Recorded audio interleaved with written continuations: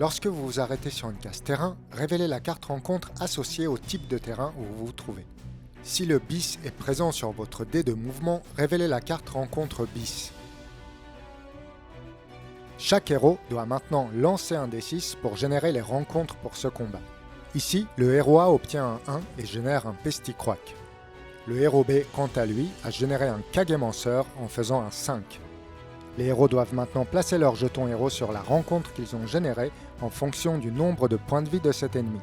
Placez ensuite les cartes caches sur la ou les rencontres qui ne participent pas au combat. Le combat se joue en une alternance de tours entre les héros et les ennemis, mais les héros jouent toujours en premier. Durant leur tour, les joueurs doivent d'abord décider quel héros prendra son action de combat en premier. Ensuite, le héros choisi pourra effectuer une seule action de combat parmi les 7 suivantes. Attaquer avec son arme, utiliser un talent, utiliser une capacité, se mettre en mode défensif, utiliser un item, changer d'item ou fuir le combat. En plus de ces 7 actions, le héros actif peut dépenser 2 points de fatigue pour changer de ligne en se mettant en première ou seconde ligne. Il peut également utiliser des boosts que nous verrons plus tard. Voyons maintenant en détail ces 7 actions de combat disponibles. Attaquer avec son arme. Le héros choisit d'abord quel ennemi il attaquera et doit ensuite lancer son dé de combat. Les faces de ce dé peuvent représenter un coup normal, un coup critique ou un super critique.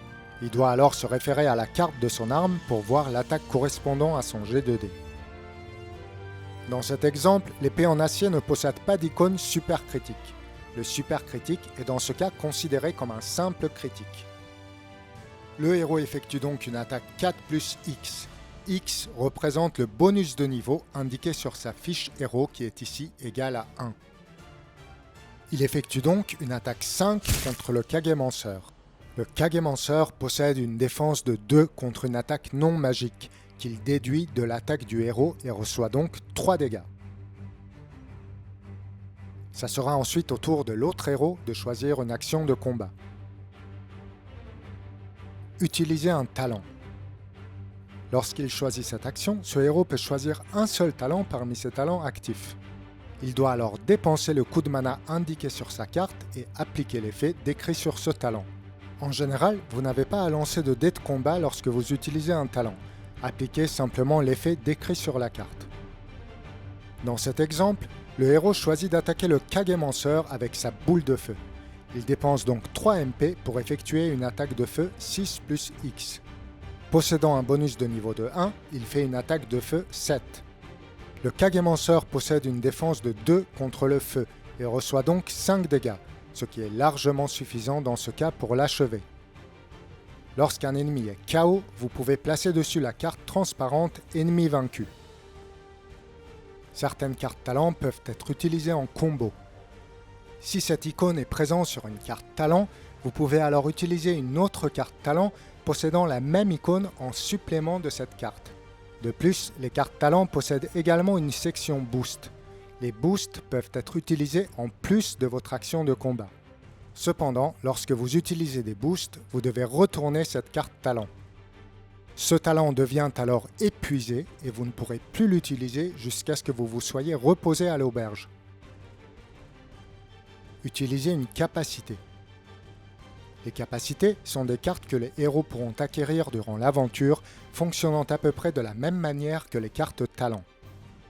Elles pourront très souvent être utilisées en plus d'une autre action de combat, mais cela sera précisé sur la carte en question. Se mettre en mode défensif. Le héros qui se met en mode défensif verra sa valeur d'armure augmenter durant le prochain tour des ennemis. Si ce héros est attaqué durant le prochain tour des ennemis, il pourra bénéficier des valeurs d'armure inscrites dans la deuxième section de sa carte armure au lieu de la première.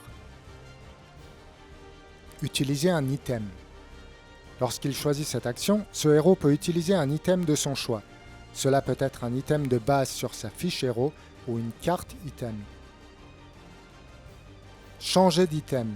Cette action permet d'échanger un ou plusieurs items de base ou cartes item avec des items du sac commun ou d'un autre héros. Fuir le combat. En choisissant cette action, le héros peut tenter de fuir. Lorsqu'un héros réussit cette action, le groupe entier fuit le combat. Si vous jouez avec 2 héros, vous pouvez donc avoir jusqu'à 2 chances durant le tour des héros pour réussir la fuite. Pour fuir, vous devez lancer un D6 et obtenir une valeur supérieure ou égale à la valeur de fuite la plus élevée des ennemis encore vivants. Tour des ennemis.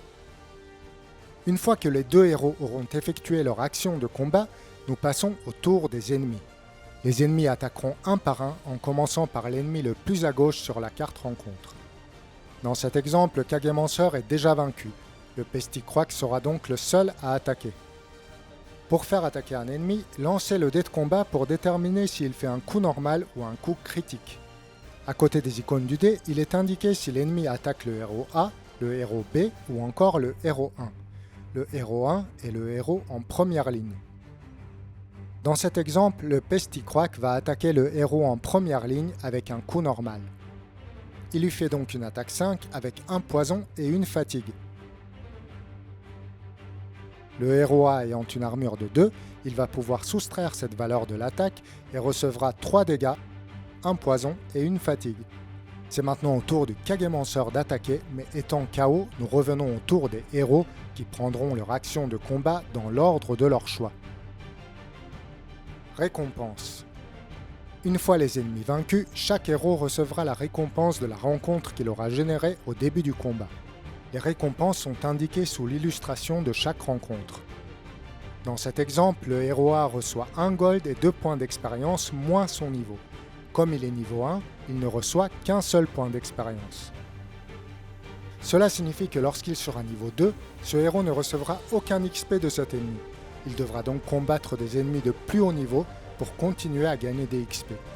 Le héros B, quant à lui, reçoit 2 gold et 3 XP moins son niveau. Il reçoit donc 2 points d'expérience. Il peut arriver qu'il y ait des objectifs de quête en récompense, mais nous verrons cela dans les règles dédiées aux quêtes. Enfin, après avoir reçu ces récompenses, chaque héros peut lancer son dé à 6 faces. S'il obtient une valeur supérieure ou égale à la valeur indiquée dans cette section inférieure, il reçoit ses récompenses supplémentaires. Dans certains cas, cela peut même être une carte item unique.